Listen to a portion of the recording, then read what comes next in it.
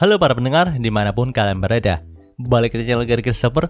Oke, dalam video kali ini gue akan kembali membahas tentang light novel Mobuseika volume 11.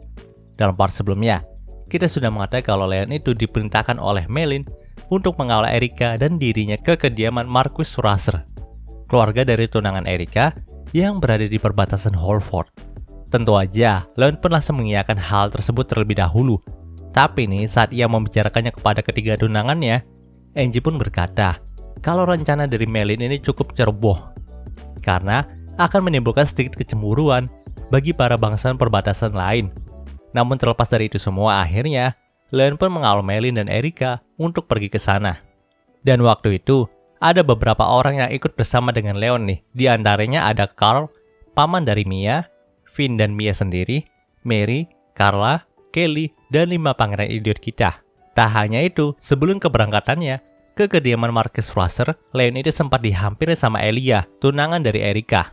Namun, bukannya bersikap ramah kepada Elia, di sini Leon itu malah berteriak dengan keras di depan Elia kalau dia itu nggak pernah setuju dengan pertunangan dari Elia dan Erika.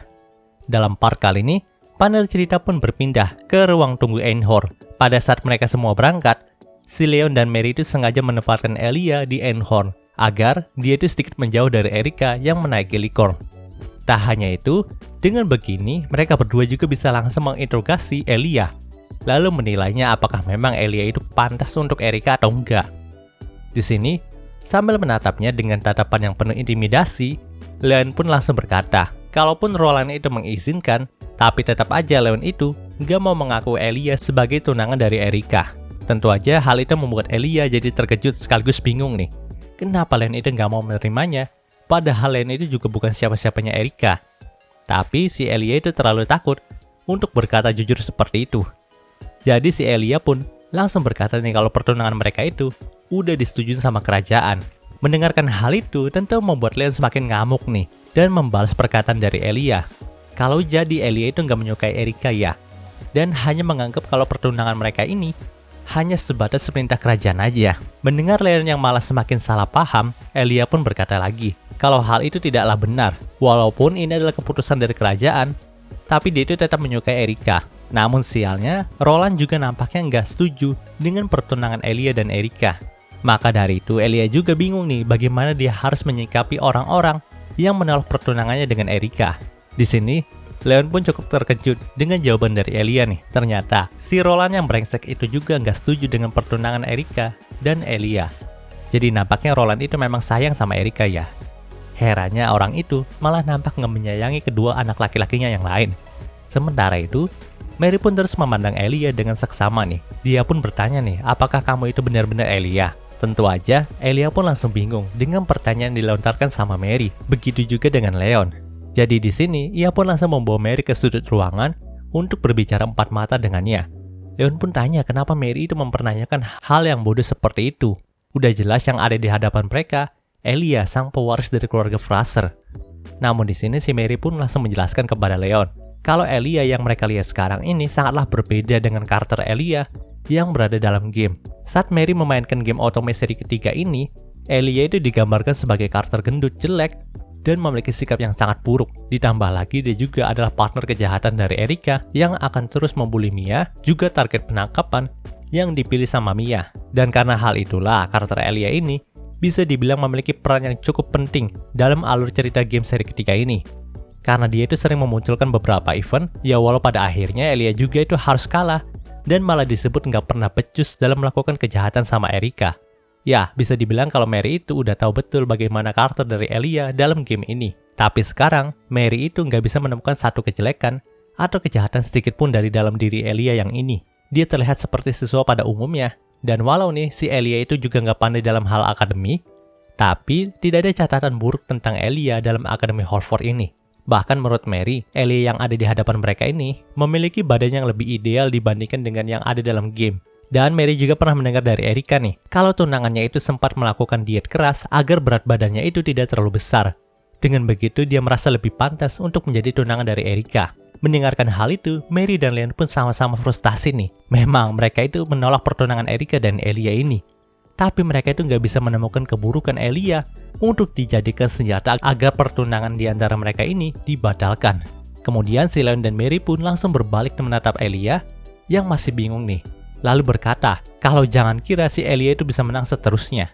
Tentu aja, Elia pun malah makin tambah bingung dengan pernyataan itu. Panel cerita pun berpindah ke kamar Leon dalam Einhorn. Saat itu, Leon pun sedang berbicara empat mata dengan Noel perihal Elia ini. Karena memang saat itu hanya Noel lah tunangan dari Leon yang ikut dalam Einhorn, sedangkan Livia dan Angie itu sedang berada di Lycaon. Karena katanya si Angie itu ingin berbicara empat mata dengan Melin perihal perang kali ini. Di sini, Leon pun menceritakan segalanya tentang dia yang berusaha menemukan keburukan dari Elia. Tapi nyatanya Elia itu tidak memiliki keburukan sama sekali. Hal ini membuatnya sulit untuk memisahkan Elia dengan Erika. Mendengarkan hal itu, Noel pun langsung menghela nafasnya. Dan di sini ia pun bertanya kenapa Leon itu sangat ingin ikut campur dengan urusan pertunangan dari Erika dan Elia. Seperti Leon itu punya hubungan darah saja sama Erika.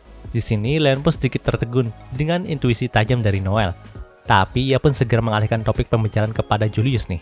Di sini Leon pun berkata kalau dia itu hanya bersimpati kepada Erika karena walaupun Erika itu punya kakak, tapi nampaknya kakaknya itu tidak terlalu memperdulikan perjodohan dari adiknya sendiri. Padahal mereka berdua itu saudara kandung. Lagi pula, Erika itu masih berusia belia, jadi dia itu belum pantas dibebani dengan hal yang namanya pertunangan. Mendengarkan hal itu, Noel pun berkata, kalau itu merupakan hal yang wajar dalam kalangan keluarga bangsawan bukan? Karena Leon kan udah tahu sendiri, kalau Noel aja dijodohkan sama adiknya Louis ketika dia itu umur 5 tahun. Bahkan si Noel sendiri belum pernah bertemu dengan tunangannya itu. Di sini Leon pun hanya bisa menggaruk kepalanya setelah mendengarkan hal itu. Lalu Noel pun melanjutkan, kalau bukan hanya Leon loh yang bersikap aneh ketika membahas pertunangan Erika, tapi Mary juga bersikap aneh ketika sudah membahas tentang Erika. Setelah itu, Noel pun langsung merubah topik pembicaraan mereka kepada Angie nih. Ya, bisa dibilang kalau si Noel itu sedikit khawatir dengan Angie. Karena terkadang Angie itu bisa menjadi orang yang sangat keras kepala. Apalagi dalam hal masalah perang, Noel berharap kalau Angie itu tidak memaksakan dirinya untuk berjuang sendiri.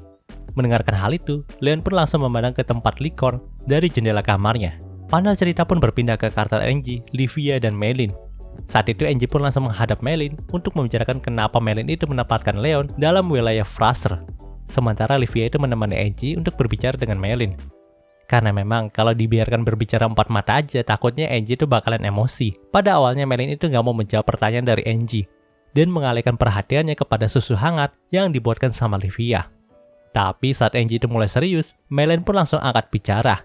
Kalau hal ini dilakukannya untuk kebaikan mental dari Leon.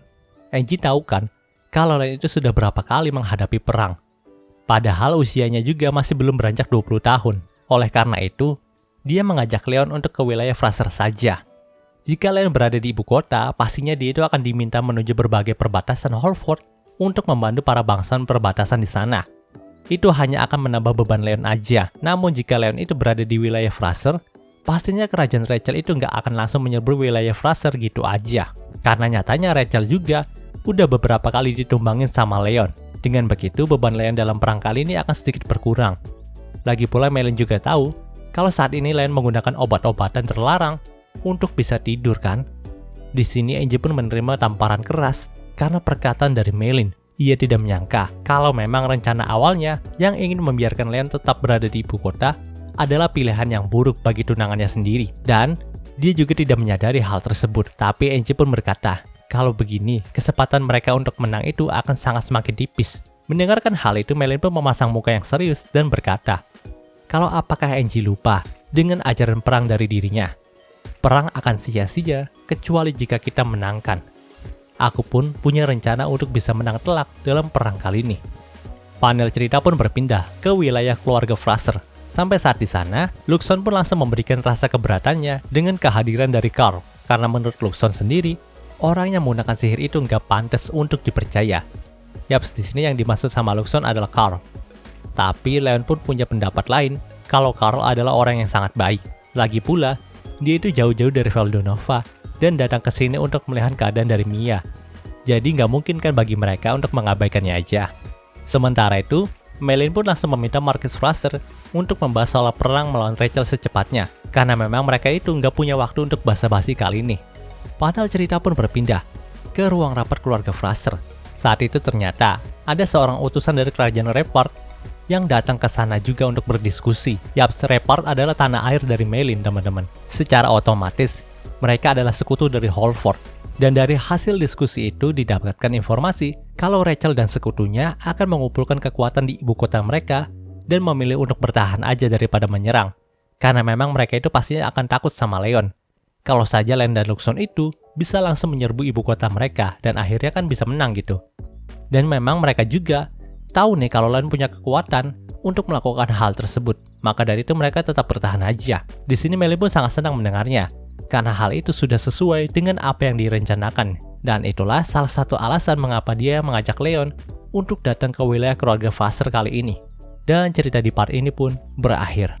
Oke, mungkin sudah pembahasan singkat untuk Mebusekai-nya kali ini. Jika kalian suka video ini, jangan lupa untuk like, komen, dan juga subscribe agar gue lebih semangat lagi dalam membuat video dalam channel ini.